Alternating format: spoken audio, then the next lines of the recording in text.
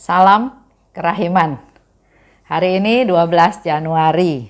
Kita akan baca dari diary nomor 299.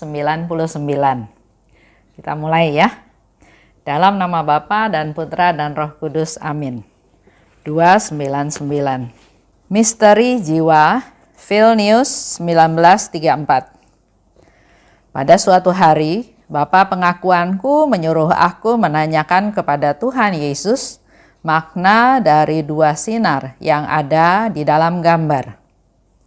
Ketika itu aku menjawab, baik, aku akan menanyakannya kepada Tuhan.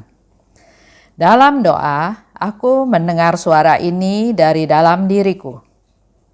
Kedua sinar itu melambangkan darah dan air. Sinar pucat melambangkan air yang menguduskan jiwa-jiwa. Sinar merah melambangkan darah yang memberikan kehidupan kepada jiwa-jiwa. Kedua sinar itu memancar dari lubuk kerahimanku ketika hatiku yang berada dalam sakratul maut disalib dibuka dengan tombak. Sinar-sinar itu melindungi jiwa-jiwa terhadap murka Bapakku. Berbahagialah orang yang bernaung dalam kedua sinar ini, karena tangan Allah yang adil tidak akan menyentuhnya. Aku ingin supaya hari Minggu pertama sesudah Paskah menjadi pesta kerahiman. 299. Itu terjadi di Vilnius pada tahun 1934. Dikatakan misteri jiwa. Setelah melihat gambar kerahiman ilahi, Pastor Sopocko minta pada Suster Faustina untuk tanya kepada Yesus apa arti dua sinar tersebut. Seperti kita tahu ya, dari hati Yesus yang Maha Rahim memancar dua sinar, warna merah dan warna pucat. Dan ini Pastor Sopocko ingin tahu apa maksud dari dua sinar tersebut. Di dalam doa, Suster Faustina mendengarkan suara penjelasan ya. Kedua sinar itu melambangkan darah dan air.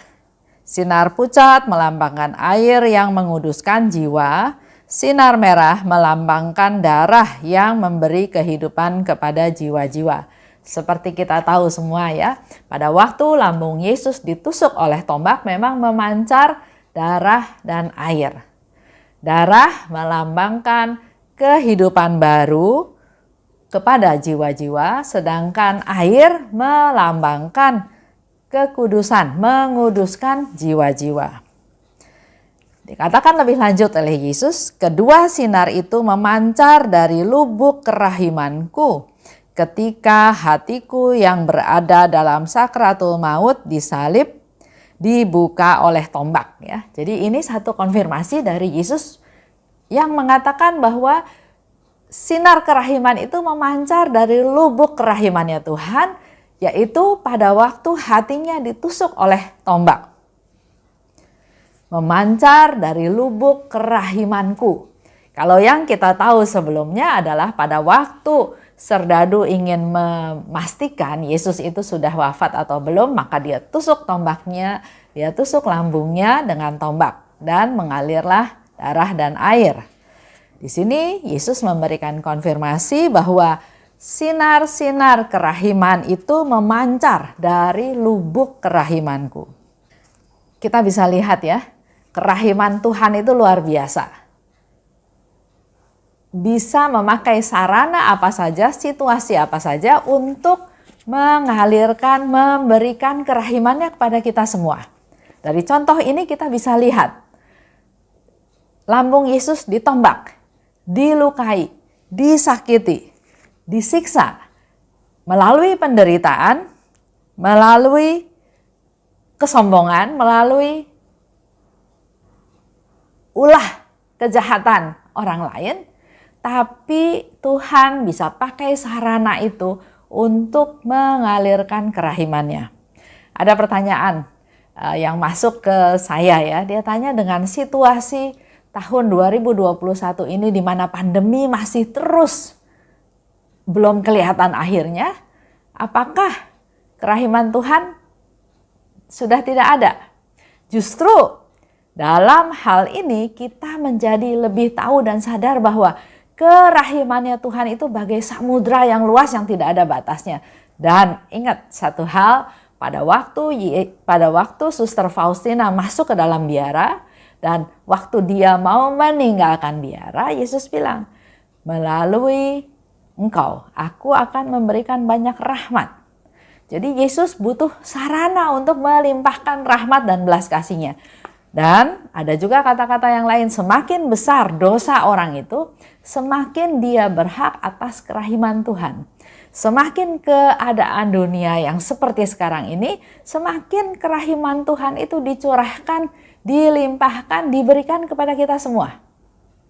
Jadi jangan takut kerahiman Tuhan berhenti. Justru dengan situasi-situasi seperti ini, maka inilah kesempatan kita yang papa, yang tidak berdaya, yang tidak bisa apa-apa lagi, datang pada Tuhan, mohon kerahimannya Tuhan, karena kerahiman Tuhan itu tidak terbatas. Tuhan bisa pakai situasi apapun untuk memberikan kerahimannya, untuk memberikan rahmatnya, termasuk sekarang juga dalam situasi seperti ini. Yang diperlukan dari kita adalah mengandalkan Tuhan. Percaya pada Tuhan, Tuhan akan memberikan rahmat-rahmatnya. Seperti contoh juga ya, waktu itu tentang Maureen Digan. Masih ingat ya? Maureen Digan ini dia punya sakit kaki gajah. Di mana kakinya satu sudah diamputasi dan kaki yang kedua harus diamputasi lagi karena penyakit tersebut. Dia keluar masuk rumah sakit, mungkin sudah 50 kali, tapi suaminya mendengar di TV tentang Suster Faustina. Sehingga dia mengajak Maureen Digan untuk pergi ke Krakow untuk berdoa melalui Suster Faustina untuk mohon kesembuhan. Dari awalnya Maureen Digan nggak mau, tapi akhirnya dia mau pergi dengan harapan Tuhan bisa menyembuhkan anaknya yang memang cacat. Ya. Nah dari situ ceritanya berlanjut di mana pada waktu Maureen Digan sampai di depan kotak ya, tempat relikuinya Suster Faustina, di sana dia katakan, saya sudah datang. Berbuatlah sesuatu untuk saya. Karena dia mendengar dari dalam hatinya, Suster Faustina bertanya, apa yang kau kehendaki? Nah di situ dia bilang dia mohon kesembuhan. Dia sudah datang jauh-jauh dari Amerika ke Polandia.